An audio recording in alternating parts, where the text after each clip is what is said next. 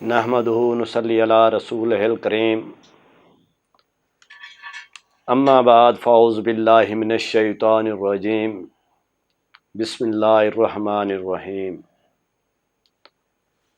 السلام علیکم ناظرین، گزشتہ ویڈیو میں آپ کو بتایا تھا کہ پھیپھڑے اور سینے میں ہونے والی بیماریاں کون کون سی ہیں۔ آج اسی سلسلے کو آگے بڑھاتے ہوئے ہم دمہ پر بات کر لیتے ہیں، جس کو اردو میں دمہ ہی کہتے ہیں، طبی زبان میں ضیق النفس اور انگریزی زبان میں استھما کہتے ہیں۔ اس مرض میں پھیپھڑے کی باریک ہوائی نالیوں میں تشنج پیدا ہو کر سانس مشکل سے آتا ہے، اور یہ دو قسم کا ہوتا ہے، مرطوب اور خشک۔ اکثر یہ نوبت بنوبت ہوا کرتا ہے۔ اس کے اسباب یعنی کہ سبب یہ ہیں: نزلہ، زکام، کھانسی کی وجہ سے جب بھی بلغم پھیپھڑوں کے اندر جمع ہو جائے، جس کی وجہ سے سانس لینے میں دشواری ہو، اور کبھی کبھی پھیپھڑوں میں خشکی ہونے کی وجہ سے تجالیف یعنی کہ نالیاں تنگ ہو جاتی ہیں اور سانس رک رک کر آتا ہے، اور بعض اوقات یہ مرض کئی مریضوں کو موروثی ہوتا ہے۔ اس کی علامتیں اگر نزلہ اور زکام اور کھانسی کی وجہ سے یہ شکایت ہو تو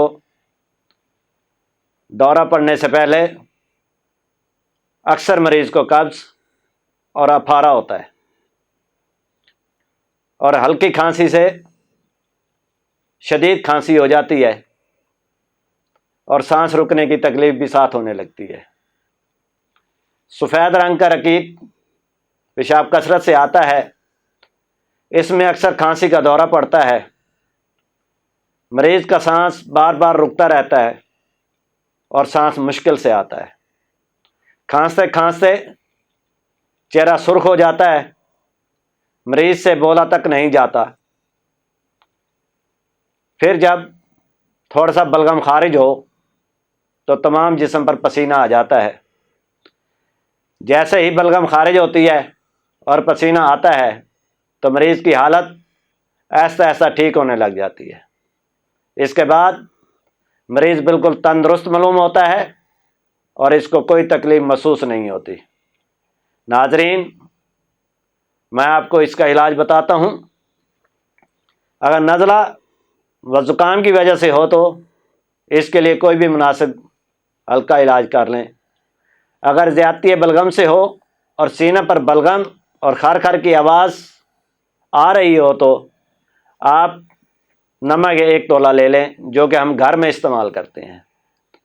رائی 5 ماشا یہ پنساری سے ملے گی، اور اس کے ساتھ شہد 3 تولہ۔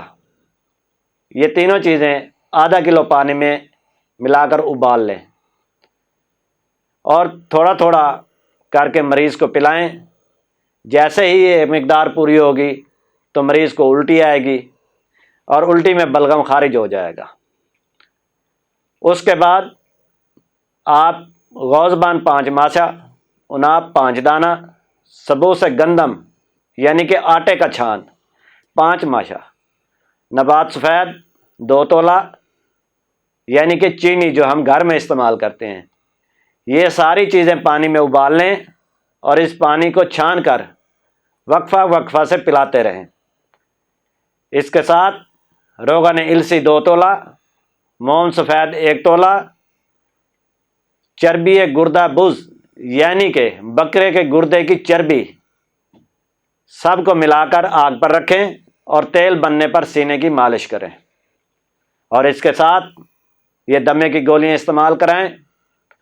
بچھناک 3 ماشا آپ پنساری سے لے لیں، بیخ مدار یعنی کہ آگ کی جاڑ 6 ماشا یہ لے لیں۔ ان دونوں چیزوں کو ادرک کے پانی میں باریک پیس کر کالی مرچ کے برابر گولیاں بنا لیں۔ 1 گولی صبح روزانہ کھلائیں اور غذا میں گھی کا زیادہ استعمال کرائیں۔ اور اس میں جو چیزوں سے پرہیز کرنا ہے اس میں آپ مریض کو زیادہ سونے نہیں دینا، ٹھنڈی اور کھٹی چیزوں کا استعمال نہیں کرنے دینا، لال مرچ سے بھی پرہیز کروانا ہے۔ اور اس کے علاوہ جو چیزیں آپ کھا سکتے ہیں یعنی کہ بکرے کے گوشت کی یخنی پلائیں، چپاتی، مونگ اور ارہر کی دال استعمال کرائیں، مرغے کی یخنی، سبزیوں میں چکندر، کدو اور توری وغیرہ بھی استعمال کروا سکتے ہیں۔ انشاءاللہ مریض جلد صحت یاب ہو جائے گا۔ آئندہ ویڈیو میں آپ کو ٹی بی کے بارے میں آگاہ کروں گا۔